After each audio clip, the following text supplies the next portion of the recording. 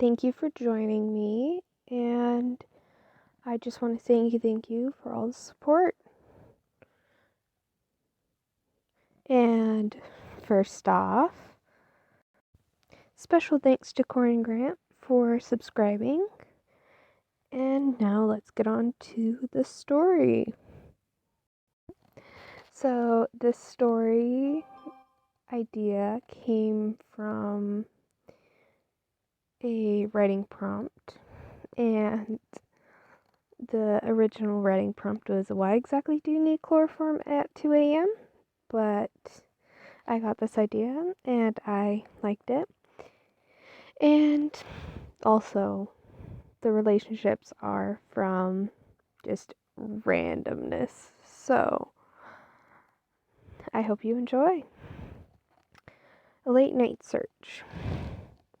Hunk sat in the kitchen on the Castle of Lions. Yes, they were now on Earth, but it was weird to sleep in Earth beds. He was not used to the castle. Everyone shared his point of view. After all, they were sleeping in the quarters they were given as paladins. Hunk just couldn't sleep. He was stressed. When he was stressed, he cooked and baked. That is why he was making lasagna. It was his comfort food, and he needed it. Unfortunately, his peaceful 2 a.m. quiet space was interrupted by the door opening with a hiss. Pidge stormed into the room and began looking in the cupboards. Where is it? Hunk gave her a small smile. Are you okay? She nodded. Yep, just looking for the chloroform. Hunk's eyes widened. Why do you need chloroform at 2 a.m.? Pidge glared at him. Lance has taken on the habit of bothering me until I decide to fall asleep and put myself out of my misery. Hunk blinked. And you want the chloroform to... His voice trailed off in question. She smiled. I have a project that I need to finish, but he won't be quiet. I am going to use the chloroform to knock him out so I can get my work done. Hunk wrinkled his eyebrows in confusion. Why are you dating him if he annoys you so much? Pidge sighed. I still love him. Today, I just don't want to deal with his caring about my sleeping habits. Hunk chuckled. Yeah, that is kind of like Laura and Keith. She hates his sleeping habits, but loves him anyway. Pidge nodded. Yep. Now where is it? Hunk smiled. Allura keeps it in the bottom cabinet on the left for when she needs to knock Keith out to keep him from training at night. Paige grabbed it and nodded her thanks to Hunk on her way out. He shook his head in amusement and continued on with his cooking. His friends were weird. The end. Thank you so much for listening to this one. There's going to be another one right after this in the video, so continue listening. Hey y'all. So, the new story is Experiences Grant Maturity, and it's a Kit Keith story where I just enjoy them, absolutely adore them, and love them. So I wanted to write one, and I got this idea. Over time, I added to it and worked on it. And so I made this as my own fun little experiment type thing, and then the cover came a bit after.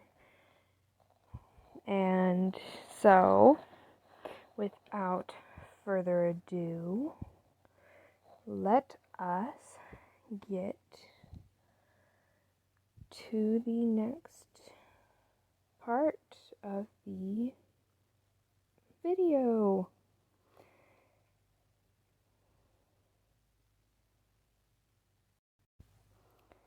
Experiences Grant Maturity. Keith walked around the base. He couldn't sleep, but that was normal. The only problem was the fact that the trainee decks were closed at this time of the night cycle. He didn't know what he was expecting to find, but it definitely was not the Blade's fierce leader sneaking out of his own quarters. Colivon stopped and looked at Keith, who just raised an eyebrow in surprise. I can explain. Keith furrowed his brows in confusion. Colivon, there's no need for you to explain. After all, I am out here too. Colivon nodded at Keith's logic and continued on with whatever he had been doing, leaving Keith to wander back to his room. Keith had no idea what that was, but trying to figure it out had exhausted his mind to the point he could sleep. Keith's lightly walks continued with no interruptions until he found Thace in the hall looking like he was sneaking around too. Keith bit back a smile of amusement as the older blade seemed to not notice Keith's presence at first. When he did, however, it was with a whispered shout and a hurried, "I can explain." Again, Keith was reassuring an older blade that it was fine. He was so confused. Apparently, it is unusual for Galred to be outside of their quarters at night. He just shrugged it off and returned to his bare room. When it occurred again a few nights later, Keith found himself asking Ulaz, "Why do you guys keep on saying you can explain? You are just grabbing something that you need." Ulaz blinked at Keith. "I think it is mostly because we feel like we were sneaking around, and having someone catch us made us feel like we need to." Keith gave him a small smile and continued on with his nightly walk, leaving Ulaz to stare after him. Ulaz returned to find Kolvan, Antok, and Thace waiting up for him in the nest. He gave them a knowing smile and sat down. Once he was settled, he looked at them. "Apparently our pack has been sneaking off at night." Kolvan and Thace sputtered while Antok looked confused. Once Kolvan and Thace finally put together what they wanted to say, they asked simultaneously, "How do you know?" Ula smiled. "I had an interesting conversation with Keith. He was confused by our saying that we can explain every time." Antok glanced between all of the members of his pack. "Am I the only one that is questioning why Keith is out so late on so many nights?" Ula shrugged. "I questioned it at first, but I'm sure his pack is all right with it." Everyone nodded in acceptance, no one even thinking that just maybe Keith didn't know what a pack was. Keith exited the ship on surprisingly steady legs. He had been injured on his last mission. It honestly was a really minor wound in Keith's opinion, so he just returned to his quarters. That was a bad idea. Despite his treatment of the wound, he soon found himself passed out from blood loss. Ulaz was surprised to find that Keith did not come down for the mandatory medical check with his team and grew concerned. He grabbed the last one on their way out. "Where's Keith?" The male shrugged. "He said he was going to rest, then come here for his checkup."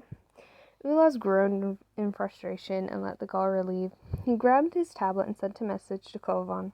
It was brief and merely stated, "Keith has not come down for his check. Please escort him here immediately." Kolvan's reply was quick. "I will see if I can contact his pack and get them to. If not, I will get Antok too." Ulaz nodded his head at the tablet and got back to work. The young blade was going to be the death of him one of these days. Kolvan sat, glaring at his computer. He had Keith's file open, but there was no pack listed. He also noted that Keith's stage was not on the file. He groaned. He was going to need to have a talk with the person responsible for getting this information. He glanced up as a blade walked past his door. He called out to them, and they stepped into his office. Their expression was nervous from being in front of the man that could decide to remove him from missions. "How can I help you, sir?" Kolvan looked at his computer, the missing pack information. "Do you know who Keith Pack is?" The blade shook his head. "Sorry, sir, I have no idea. Keith sits by himself at meals if he shows up." That made Kolvan pause. Did Keith not have a pack? Was he without a pack? He dismissed the blade and contacted Antok. Antok was quick to inquire, "What do you need, Kolvan?" Kolvan's voice was heavy and serious. "I need you to grab Keith from his quarters. He skipped his checkup and apparently he doesn't have a pack." Antok's quick breath told Kolvan that Antok would do it. "I'll grab Thace. Meet in the infirmary. I want to offer Keith a place in our pack." Antok gave confirmation of his task, and Kolvan headed out to find Thace. Antok stalked into Keith's room. He was mentally berating himself for dismissing his concerns so fast. He should have checked on Keith. As he reached Keith's room, the smell of blood increased, causing Antok to break into a run. He slammed his hand onto the sensor, and the door slid open to the worst sight he could imagine. Blood coated the bed, and Keith lay there, unconscious. Antok scooped him up and sprinted to the infirmary. Ulaz was waiting, and once he saw Keith, he set to work, stopping the flow of blood from the wound and making sure he wasn't going to die of blood loss. They didn't have any blood that would work for him if he needed it. Kolvan and Thace entered the room only to stop at the sight of Ulaz rushing to save Keith's life. Kolvan made sure to make a mental note to reprimand his team for not bringing him to the infirmary once they got back. Once Ulaz was done, they sat and stared at Keith for a while. Kolvan finally looked up. "Keith doesn't have a pack. I want to offer him a place in ours." There were murmurs of agreement when Keith made a noise. Everyone in the room froze. It was the sound of a distressed Kit. Theseus' eyes were wide as he questioned, "Did Keith make the noise that I thought he made?" Clovan nodded numbly. He had sent a Kit through the trials. Keith was just a Kit. He didn't act like one, though. He acted like a full-fledged adult. He supposed Keith acted like that because of his life. Clovan sighed in despair.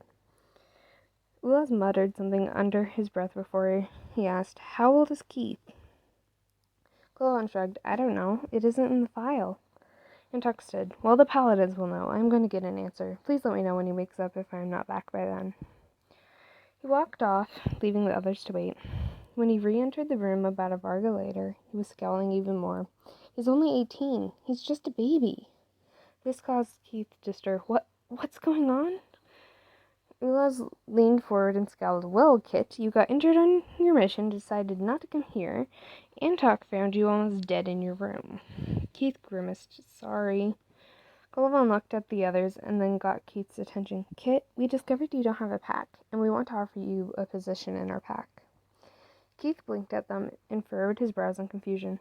"What's a pack, and why do you keep on calling me Kit?" Clovan sighed. "A pack is a family unit for the Galra, though they do not need to be related by blood. Antok, Ulas, Thace, and I are not related by blood." Ulas took over from there, saying, "The reason we kept calling you Kit is because despite you being an adult for humans, you are the age of a child to the Galra." They smiled.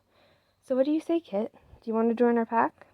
Keith nodded, the feeling of home flooding him, and he figured he couldn't be happier. The end. Thank you so much for listening, and I'll see you in the next video.